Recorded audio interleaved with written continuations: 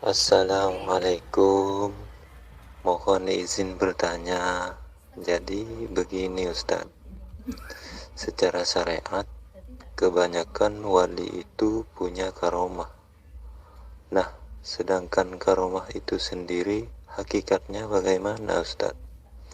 Mohon penjelasannya Ustadz. Terima kasih. Assalamualaikum warahmatullahi wabarakatuh. Alhamdulillahi Rabbil Alamin. Allahumma salli ala Sayyidina Muhammad wa ala ali Sayyidina Muhammad. Rabbi israh li sadri wa yassir li amri wahlul 'uqdatam min lisani yafqahu qawli. Amin. Bismillahirrahmanirrahim. Apakah karomah itu? Menurut pemahaman manusia umum, menurut pemahaman masyarakat syariat, orang yang bermakrifat itu wajib mempunyai karomah atau kelebihan-kelebihan atau kesaktian-kesaktian. Wajib memiliki itu.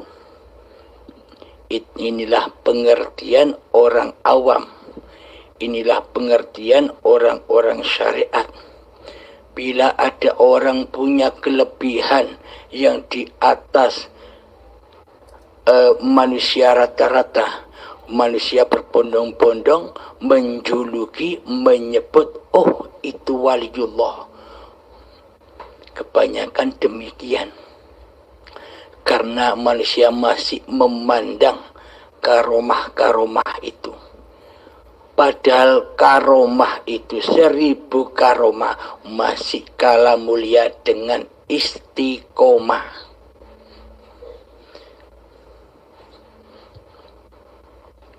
Alhamdulillahirabbil alamin. Pada intinya manusia yang sudah mencapai hakikat diri sejati manusianya, pada intinya manusia yang sudah mencapai makrifat Tuhannya, apakah manusia bisa sakti? Apakah manusia punya kelebihan sementara manusianya sudah gaib? Sementara manusianya sudah tak ada. Jadi bagi yang bersangkutan, walaupun keadaan badaniahnya disebut-sebut orang sebagai orang sakti, tapi bagi pelakunya sudah tidak memandang semua itu. Karena yang dipandang di hatinya hanyalah Allah sebagai Tuhan yang mengadakan semua itu. Akan tetapi bagi pandangan manusia, bagi pandangan umum, hanya memandang sosok manusianya lah yang sakti. Manusia tidak bisa menerobos, manusia tidak bisa memandang hidup yang ada di kesaktian itu. Dari siapakah sakti itu ada? Apakah badan bisa sakti sendiri tanpa Allah, tanpa hidup? Nah, berarti kan yang sakti hanya Allah, hanya hidup. Inilah yang membutakan mayoritas manusia, menyangka bahwa orang-orang yang sakti, orang-orang yang punya kelebihan itu dianggapnya seorang waliullah. Padahal waliullah itu tidak bisa apa-apa, tidak bisa ngapa-ngapain bagi yang bersangkutan. Tapi bagi manusia lain seakan-akan itu punyaan manusianya, karena manusia lain masih memandang badan-badaniahnya. Bismillahirrahmanirrahim. Mari kita jelaskan makom-makomnya manusia. Makom manusia dibagi 3 bagian. Satu, makom muhadharah. Muhadharah ini maksudnya yang hadir di dalam hatinya masih wujud manusianya. Muhadharah yang hadir di hatinya menjadi Tuhan adalah diri manusianya yang mentuhani apapun yang digerakkan oleh badannya. Muhadharah adalah makom para mayoritas manusia umum yang selama ini orang-orang syariat yang masih mempertuhankan syariat manusianya. Dikira di hatinya syariat itu milik manusianya. Jadi yang hadir muhadharah ini di hatinya masih wujud hidup manusianya lah yang masih berperan sebagai Allah. Karena Allahnya gaib, karena Allahnya tak wujud. Karena yang hadir di hatinya hanyalah dirinya sendiri. Inilah makom muhadharah, makom bagi mayoritas manusia. Kemudian yang kedua makom mukasyafah. Setelah muhadharah, mukasyafah. Mukasyafah itu adalah terbukanya hijab-hijabnya makhluk, bukan hijabnya Allah. Masih terbukanya hijab-hijabnya makhluk. Biasanya mukasyafah ini terjadi ketika manusia masih mengamalkan zikir-zikir yang ke-1 dan yang kedua. Yang pertama tahapan zikir itu ada 4. 1, zikir jahar, yakni yang biasanya kita ucapkan ketika pada sholat, ketika yasinan, ketika salawatan dan sebagainya. Itu zikir jahar atau zikir la ilaha illallah yang masih diucapkan oleh lisan, oleh mulut. Inilah zikir jahar. Yang kedua zikir sirri. Zikir sirri ini hati mengucap Allah, Allah, Allah, atau hu Allah, hu Allah, atau zikir nafas. Hati masih memperhatikan nafas, keluar masuknya nafas. Nah, kebanyakan mukasyafah ini terjadi di dalam manusia yang masih melaksanakan zikir yang 1 dan yang kedua. Zikir jahar atau zikir sirri. Maka manusia akan masuk ke dalam alam mukasyafah, alam karomah. Jadi mukasyafah itu sama karomah sama saja. Jadi terhijabnya, terbuka hijabnya makhluk. Jadi terkadang manusia itu punya kesaktian tahu isi hati orang lain. Sebelum orang lain itu bertandang, berkunjung ke rumahnya, orang ini sudah tahu, oh sebentar lagi ada tamu yang namanya ini dari sini. Itu terbukanya hijabnya makhluk. Terkadang bisa sholat ke Mekah dengan sekejap mata bisa sampai di Mekah. Itu semua kasab atau karomah. Sedangkan di dalam kasab atau karomah itu ada 2 golongan, terbagi 2 golongan, kasab suwari atau kasab sauri dan kasab maknawi. Nah, di dalam kasab yang pertama, kasab sauri atau sauri suwari ini artinya manusianya masih terbelenggu oleh kewujudan manusianya lah yang punya kesaktian. Manusianya lah yang masih berasa memiliki kesaktian-kesaktian itu. Jadi rojiunnya, kembalinya seluruh kesaktian-kesaktian yang ada pada dirinya diakui bahwa kesaktian ini hanya karena diriku, karena lamanya zikirku, karena laguku. Nah, semuanya diakui sebagai miliknya manusianya. Inilah kasab suari atau sauri. Di dalamnya banyak khodam-khodam yang menyesatkannya, yakni istidrot, diluluh oleh Allah. Diluluh seperti Fir'aun itu, tidak diberi sakit selama hidupnya sehingga merasa menjadi Tuhan, mentuhankan dirinya sendiri karena merasa tidak pernah sakit sedikit pun. Sama halnya dengan orang-orang mukasyafah yang masih berada di tahapan kasab suari atau sauri, yang mana kasab-kasab atau karomah-karomah itu diakui sebagai milik manusianya.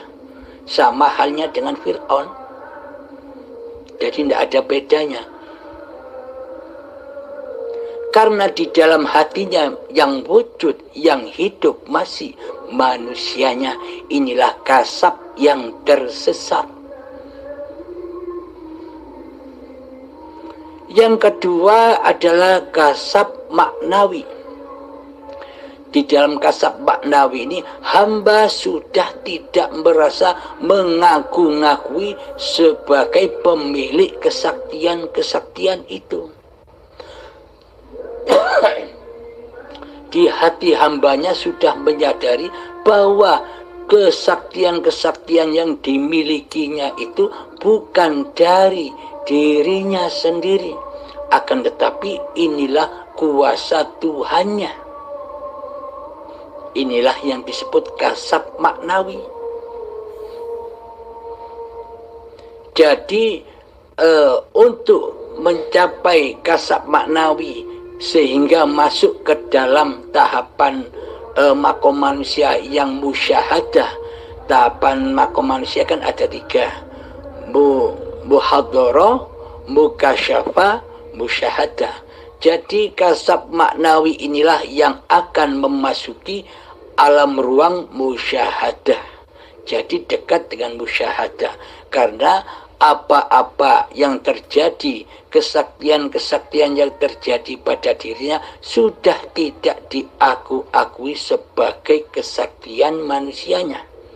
Karena manusia sudah menyadari bahwa tanpa hidup apakah ada kesaktian? Berarti sakti itu miliknya badan ataukah miliknya hidup? Nah, bagi orang yang sudah duduk di kasab maknawi, sudah menyadari bahwa seluruh kesaktian-kesaktian, seluruh karomah-karomah ini hanyalah milik Allah, bukan milik manusianya. Agar selamat dari kasab-kasab yang tersesat ini, maka pakailah zikir yang ketiga. Jadi tadi zikir yang pertama itu zikir jahar, yang kedua zikir sirri, hu Allah atau memperhatikan nafas. Yang ketiga adalah sirrul asror, yakni zikir rasa, merasakan bahwa hidup ini Allah. Nah, ini zikir yang ketiga ini yang Anda harus pakai. Jangan pakai zikir yang 1 dan 2. Kelamaan Anda akan terjebak di alam mukasyafah, yang mana di situ banyak khodam-khodam yang menyesatkan jiwa Anda. Jadi pakailah zikir yang ketiga, zikir rasa, merasakan bahwa hidup ini Allah.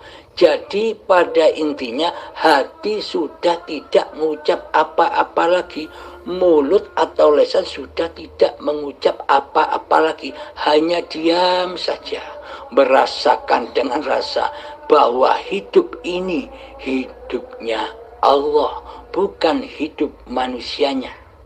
Ini zikir yang ketiga, sehingga akan mencapai zikir yang keempat, yakni fana'ul zikri, fanahnya zikir, tiadanya zikir manusianya.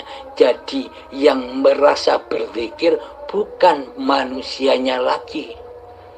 Ketika sudah nyata, sudah wujud bahwa hidup ini Allah, maka lenyaplah kemanusiaannya, lenyaplah keadamannya. Jadi yang ada hanya Allah. Yang berzikir kepada Allah adalah Allah sendiri. Yang bisa ingat kepada Allah adalah Allah sendiri. Araftu Rabbi bi Rabbi. Aku mengenal Tuhanku dengan Tuhanku. Jika mengenal Tuhan dengan dirimu, maka selamanya dirimu takkan kenal Tuhanmu. Jadi mengenal Allah dengan Allah, bukan dengan diri manusiamu.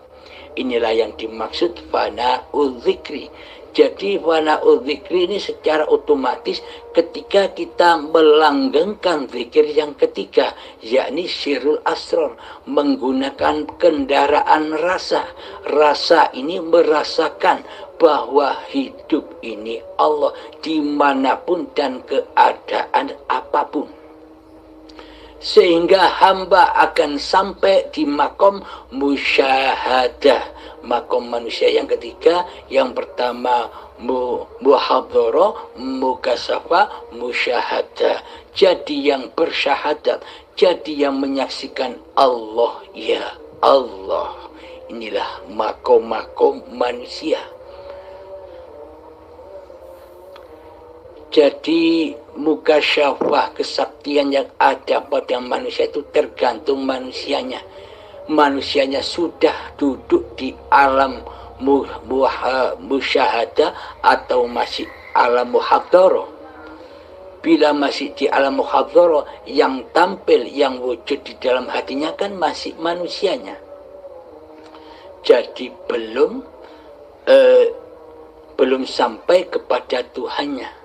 Akan tetapi bila manusia sudah sampai ke alam musyahadah, biarpun ia dikasih karomah atau mukasyafah oleh Allah, maka hatinya pasti selamat. Karena hatinya pasti sudah tak mengaku-ngakui dalam hatinya bahwa kekuasaan atau kesaktian, kelebihan yang dimilikinya ini bukan dari diri manusianya.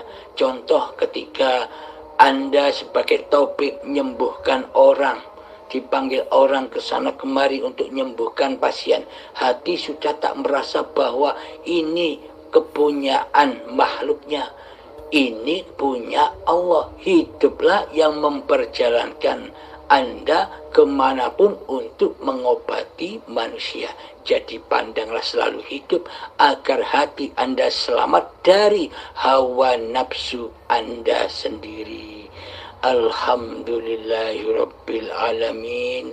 Inilah sekilas tentang macam-macamnya zikir dan makom manusia.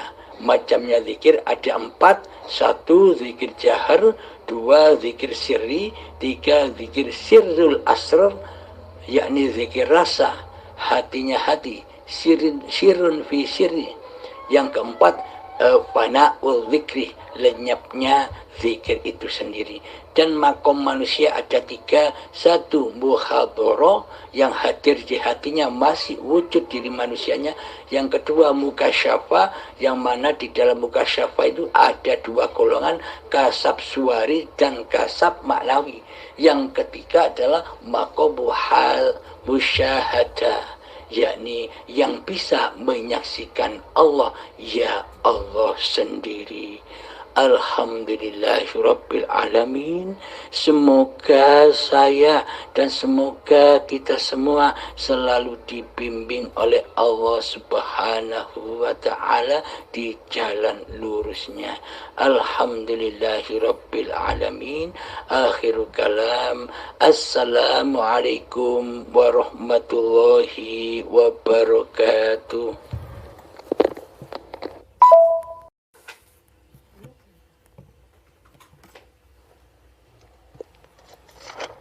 Waalaikumsalam warahmatullahi wabarakatuh. Terima kasih banyak Ustadz atas penjelasannya. Izin bertanya, menambahi gitu Ustaz, mengapa manusia itu begitu sulitnya mengakui Allah sebagai Tuhan. Terima kasih Ustaz. Assalamualaikum warahmatullahi wabarakatuh. Alhamdulillahirabbil alamin. Mengapa manusia begitu sulitnya mengakui Allah sebagai Tuhannya, mengakui hidup ini Allah? Kenapa? Karena manusia saking sudah lamanya menjadi penguasa, saking sudah lamanya menjadi Tuhan, saking lamanya menjadi Allah, sehingga hatinya tidak rela dan tidak ridho bila ada kekuasaan lain selain hawa nafsunya sendiri. Disinilah kita wajib berperang, perang fisabilillah. Bila Anda sudah tahu musuhnya, yakni siapakah setan yang terkutuk itu, yakni hawa nafsu kita sendiri, maka usirlah hawa nafsu kita sendiri, nama kita sendiri dari kehidupan ini. Nyatakanlah di hati bahwa hidup ini bukan hidup manusianya, akan tetapi hidup ini hayatullah, uripe Allah. Peranglah, semoga Anda memenangkannya, semoga kita semua memenangkannya. Alhamdulillahirabbil alamin. Akhiru kalam. Assalamualaikum warahmatullahi wabarakatuh.